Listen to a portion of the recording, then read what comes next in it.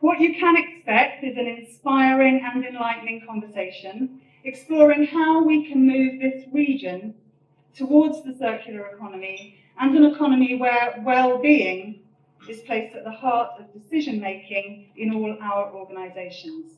Social, economic, environmental and cultural well-being.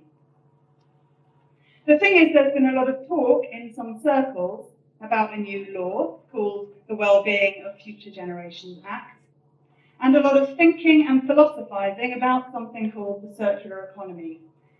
And there have been plans drawn up and consultations carried out. But some might say there hasn't yet been enough action to actually implement either of these things. And the truth is that somebody has to start behaving differently. If we want a low carbon, zero waste, innovative, productive, prosperous and more equal Wales, as defined in the Wellbeing of Future Generations Act, then all of us need to buy into that vision.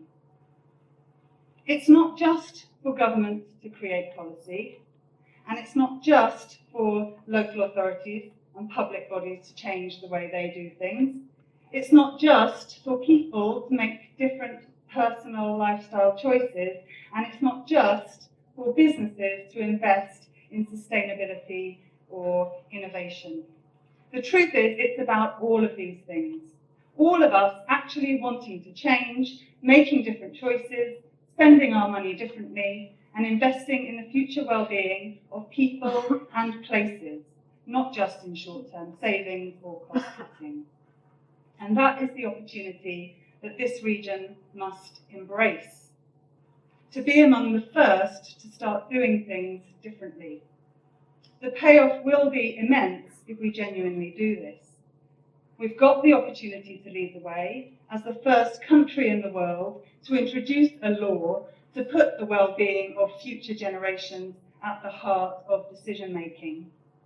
The world is watching and waiting to see what we do here in Wales in response to this call to action. How do we actually change our behaviour, make different choices, prioritise different values, and transform our economy and society to reflect the aspirations of the Act? Now, I really hope that you've all come here today with an open mind, and I'm fully aware that there are some of us in the room that don't really know what the circular economy is. And in fact, we have with us today Gary Walpole, who's recently undertaken a study of SMEs in Wales and has found that understanding of the term circular economy is pretty poor. And Gary's on our discussion panel, and he believes we need to talk about the circular economy in terms of innovation, which I think comes back to my point about being prepared to think differently and be the first to do something rather than waiting for others to catch that wave. So some of you will know that today's event is the first major event to be delivered by a new organisation, the Centre for Regional Engagement for the Region, which has been recently founded in Swansea by 3 local entrepreneurs, myself, Lyle, my colleague, Zoe Antrobus, and our business partner, Georgios Dimitropoulos. Now, For the Region is a purpose-driven organisation, by which I mean that we're in business because of a higher sense of purpose, a mission, if I can use that word, which is all about engaging people and organisations in transforming this region for the benefit of everyone who lives here. Now, like many of you in this room, we love living in South West Wales. We love Swansea. But we are not blind to the high levels of poverty, deprivation and inequality that exist here, and the fact is that business as usual has failed to deliver well-being to significant parts of the population. The difference is that we're not resigned to thinking these things have to be this way. We see enormous potential in the people and the businesses and the region as a whole. We live in a beautiful, friendly, coastal, natural, distinctive part of the world, and one which has not yet been completely lost to the forces of urbanisation, globalisation, commercialisation. We have the potential to develop as a region differently from other places, to learn what not to do from the mistakes of others and from the past, to see our challenges as opportunities, and to embrace our own way of creating health, wealth, and well-being for all.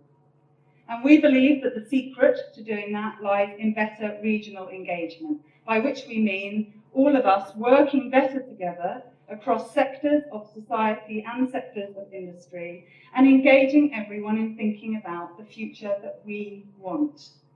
We want individuals and businesses to realise that the future of this region is in our hands. We can't look to UK government to solve our problems. We can't rely on global corporations to invest in our own best interests. Instead, we need to unlock our own potential, take ownership, innovate and collaborate, and find our own way to a flourishing society and economy.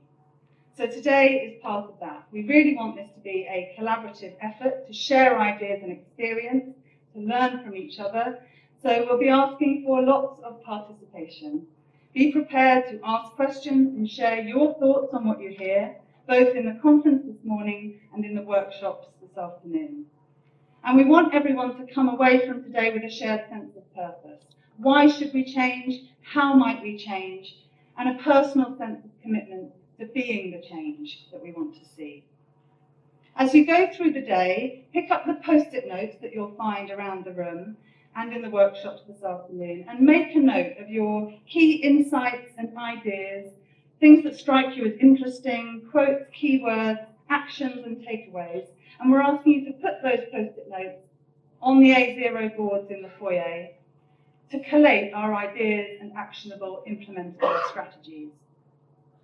And also, please engage online. You should have received a card with our Twitter handles and hashtags, and you'll find hashtags to most of the organisations here today in the programmes. So please tweet your questions and thoughts as we go along. And we've got our buddies here from Cloudco Creative who look after our social media to pick up comments and questions on Twitter. And we're also running a competition for the best post of the day. Share your photos and your thoughts and comments, and we'll announce a winner with a bottle of bubbly later on, so please do that. And in addition, on your little cards, you'll see we've created a Facebook discussion group for today's event.